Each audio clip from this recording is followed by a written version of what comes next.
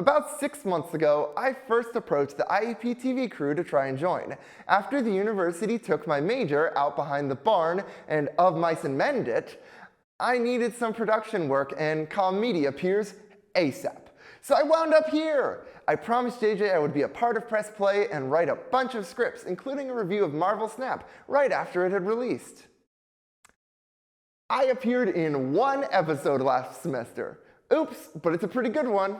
However, I'm a better and stronger man this semester and have been pumping out scripts and jokes like the mollusks that they trained to write Family Guy episodes.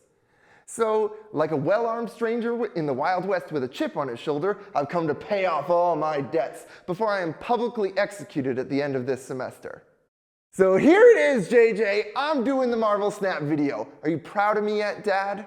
Anyway, Marvel Snap is a mobile game released in October of 2022, about the same time as that one episode of Press Play that I was in. The only one worth watching last semester. The game was developed by Second Dinner, aka Ben Brode Studio. Ben Brode was Mr. Hearthstone until he decided to stop being Mr. Hearthstone and start making Patriotic Wildlife Simulator 2022. Marvel Snap is a fascinating game with many awesome and awful features all wrapped into one Mobile Game of the Year winning bundle, so I'll just jump right into it. First, let's start off with the name, Marvel Snap. Why is it called that? Because snapping is the main gimmick of the game. Well, one of them. While yes, the game operates on a ranked ladder and, regrettably, a battle pass, your rewards and ranking are also determined by my favorite thing to do with money that I don't have, gambling. At any point in a match of Marvel Snap, you, your opponent, or both of you can smack this cube at the top of the screen, or snap it, dramatically increasing the rewards for the winner and losses for the loser, depending on how soon it's clicked and how many players click it. The confident and talented are rewarded. The confident and stupid are punished.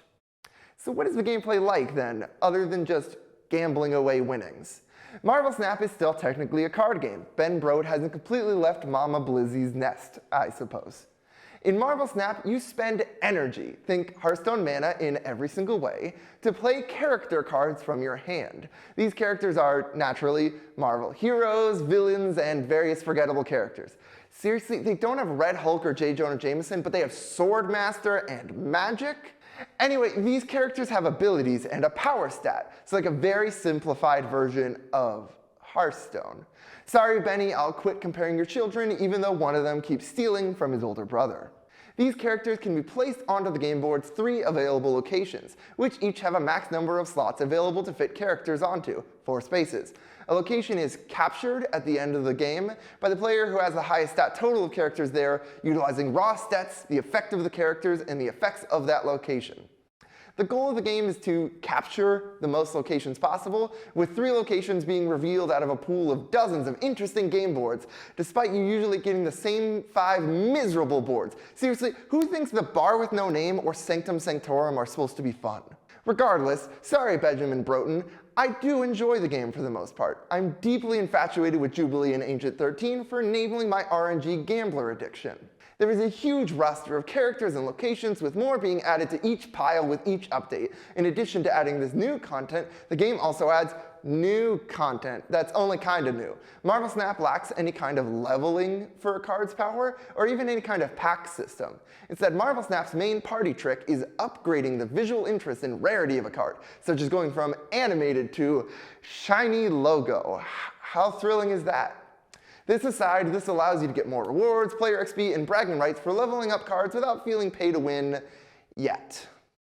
This is even cooler once you see variants, alternate artworks of characters that the devs are just pumping out like sushi on a conveyor belt in a Drake and Josh episode. You guys remember that scene? Do you remember that show? Am I old now? I feel like a fossil with feelings.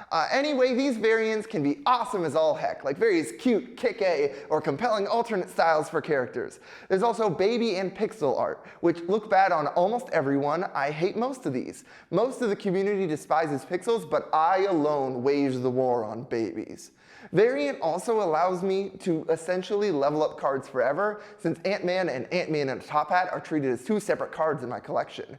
Granted, you can kind of level up one card forever, but I only care so much about adding one new layer of sparkle to Iron Man's left butt cheek after upgrading him 15 times. Cards can have a variety of abilities that make them worth playing. For example, Patriot has the ability to give your characters without abilities, such as the Incredible Hulk or a Squirrel, a boost in power. Wolverine, Sabretooth, and Deadpool all have ways of being revived after being destroyed. And Gambit discards one card to ruin my entire day. Seriously, I hate this card. Discard one card to remove my entire win con, or a complete chance alone. There's no targeting in this game. You don't earn the win, you just lose. With my rage at Gambit surfacing, it's time I talk about my biggest criticism: monetization. The game's incredibly affordable to play and unlock new cards with, but new cards are expensive.